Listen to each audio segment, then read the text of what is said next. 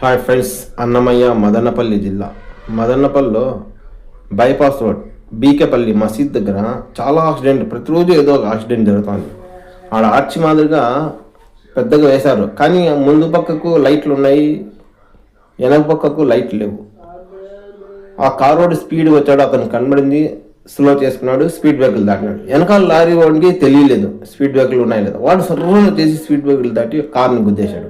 ఇప్పుడు చూడండి వాళ్ళకు ఎంత టెన్షన్, వాళ్ళకు నాకు తెలిసి ఈ హైవే రోడ్లో అలాంటి చోట ఎక్కువ యాక్సిడెంట్ జరిగే చోట రేడియం స్టిక్కర్లు నిదానంగా వెళ్ళండి అనే స్టిక్కర్లు వేయాలా, స్టాప్ బోర్డు పెట్టాలా, ఇవన్నీ ఏం పెట్టలేదు. ఆడ ప్రతిరోజు ఏదో ఒకటి యాక్సిడెంట్ జరుగుతూనే ఉంటుంది.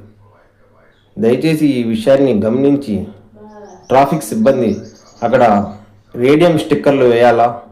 ఇంకొకటి ఏమంటే స్లోగా వెళ్ళాలని చెప్పి బోర్డు, స్టాప్ బోర్డు కొంచెం దూరం వరకు వేస్తే ఈ యాక్సిడెంట్ల బెరద తగ్గుతుంది.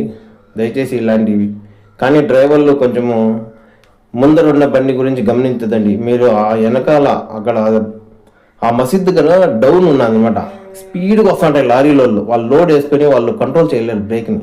దయచేసి ఈ విషయాన్ని గమనించి ప్రతి ఒక్క డ్రైవరు చూచి అడిగేసి చూడండి. ఇప్పుడు దానికి ఏం 10 రూపాయలు కట్టాలా, 20 రూపాయలు కట్టాలా, 100 రూపాయలు 50 రూపాయలు అయితే ఏదో అనుకోవచ్చు, దానికి 1,00,000 2 లక్షలు కట్టాలా. ఆ కారుకి అంత డ్యామేజ్ అయింది, వాడు కట్టలేడు, వీళ్ళు అడగలేరు. ఇలాంటి పరిస్థితి నెలకోక ముందుగానే జాగ్రత్త వహించండి.